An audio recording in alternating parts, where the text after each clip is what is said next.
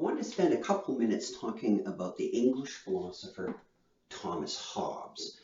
Hobbes is commonly today referred to as a political thinker, political philosopher, political theorist. And that's true. He certainly was. Some of his works are absolutely foundational for contemporary political philosophy and ultimately political science as well. So, like it or not, if you're studying politics, you have to deal with Hobbes in some way or another. But Hobbes is actually more than just a philosopher who wrote about political issues. As formidable as he was in that area of philosophy, Hobbes also was part of a larger movement. Basically, you can think of it as the scientific revolution. It was a shift from older ways, largely grounded in Aristotelian types of thinking, largely grounded in medieval systems of thought, the synthesis of various kinds of systems out of antiquity that the medievals performed. That was being overturned around the time of Hobbes. And Hobbes was basically a materialist philosopher. So by materialist, the world is essentially composed of matter, just particles in motion. So what we have are particles, motions, and when it comes to doing the thinking about what human beings are, Hobbes thought of us as corporeal, as physical beings, and we are equipped with passions. So again, another example of the move away from the medieval and ancient models of understanding human beings, which were largely grounded on having a soul, and this soul was moved by pure notions of reason and rationality and all that. Hobbes moves away from that and wants to talk about human beings as physical creatures, animated, driven by passions. And so he wants to structure all of his philosophy on a model science, which is essentially, you want to explain the universe, you explain it by particles moving around, banging into each other, and following certain kinds of trajectories that ultimately obey or follow the laws set down in mathematics. So we have a very scientific approach to philosophy, the universe, you name it. Hobbes had a big system of thought. So his political thought fits into that larger system. But let's have a look at when Hobbes lived. So 1588 to 1679. So he lived a long life. He's around 90 years old. We normally think of people from this time as dying young and all that. Not Hobbes. He was around for a long time. He saw a lot. He saw a lot of turmoil in England. He was an English philosopher. So this is before there's a notion of Britain. He's an English thinker. So he's overlapping a bit with the time of Shakespeare, 1564 to 1616. So Hobbes is certainly born after Shakespeare and lives a long time after him. So he is part of a lot of the thinkers of that time, sometimes Elizabethan England it's referred to. Anyway, so Hobbes lived during an amazing time in England. And he's an amazing guy. In 1629, he publishes a translation of Thucydides. So he was a scholar of antiquity. He knew his stuff. He knew his ancient Greece. He knew those thinkers really well and read them in the original. So he was reading the ancient texts and then publishing them in English. And Thucydides is one of the first, not the first, but one of the first great Greek historians. And Thucydides primarily is known for his work on the Peloponnesian War, the Great War between Athens and Sparta. And so Hobbes always had an interest in conflict and war. And he thought, like Thucydides, that that's how you really discover what human nature is. So in the 1630s, he travels to Europe. And this is the kind of the crowd he ran with. Who does he go? He meets Galileo. So he's very influenced by what Galileo is up to. Again, Galileo, what's he doing? He's trying to overturn previous systems of science and put in place a mathematized view of the world. So again, what is Galileo talking about? He's talking about the world composed of matter, particles, sometimes called the corpuscular theory. Anyway, just think of it as particles banging around, moving, bouncing off each other, clumping together, splitting apart according to various kinds of laws. And those laws can be mathematically described.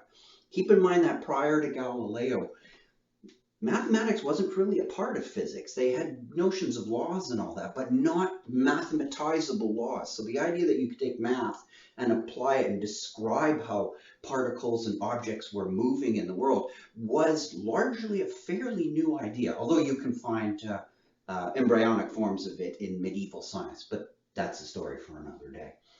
So not only does he hang around and meets Galileo in the 1640s, he's chatting it up with René Descartes, right? Who is often regarded as quote unquote the father of modern philosophy. You can't overestimate Descartes' importance in the history of Western thought. Nonetheless, there were plenty of people in this game that were giving rise to a new kind of philosophy. Descartes, too, wanted to explain basically the world as a system of particles, and he had what was called a vortex theory. And it's kind of like the world is a giant porridge, bowl of porridge, and God starts it up by putting some motion in, and away we go. And things clump together and move apart, etc., etc. Again, materialist views, matter, motions.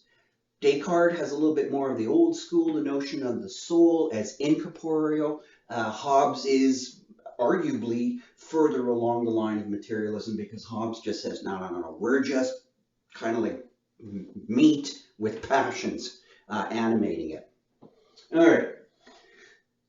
So in the 1640s, Hobbes starts publishing political works. So he's been in the game for a while, but he's really starting to get his political views out there. And in 1651, out comes his masterpiece, Leviathan. And we're going to look in the next video at a section of Leviathan. But Leviathan is essentially trying to tell a number of issues, but it's essentially a political document on government. How and what is the legitimate mode and the actual mode. So not only a normative, like what it should be, but how it actually works in the sense of how power originates. Where does it come from?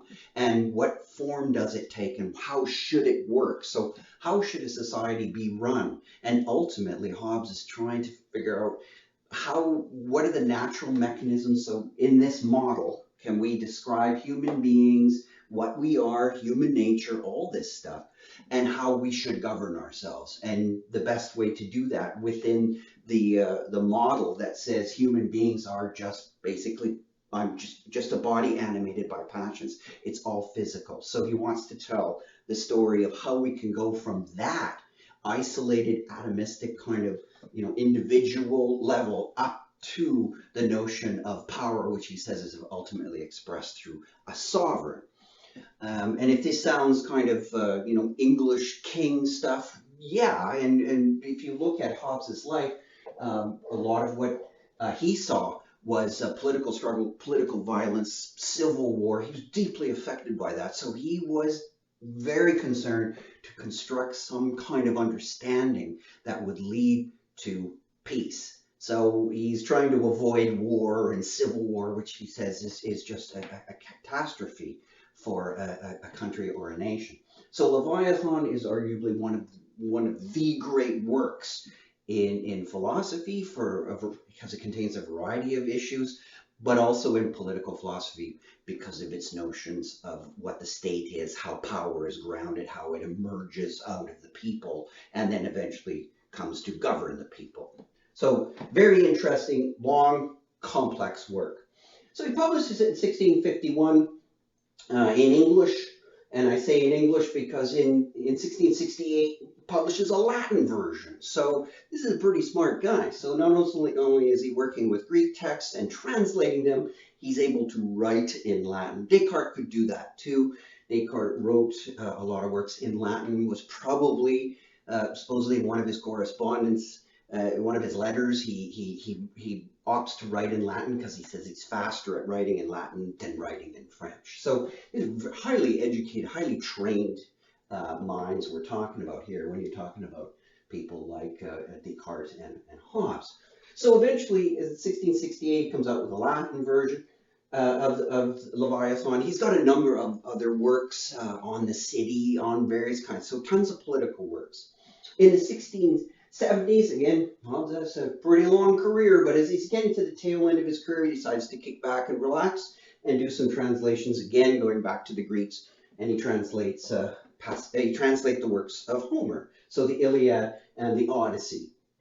And just to top it all off, he writes a history book. So he's not just a political philosopher, a scholar, a translator, a classicist. He's also a historian. He writes a book, Behemoth, which is a history book about war and strife in England. So a very illustrious career, a huge name in Western thought, well worth studying. And in the next video, we're going to have a little closer look at Hobbes, and we're going to grab a section out of Leviathan and have a look at what Hobbes thinks is going on when power emerges in a society.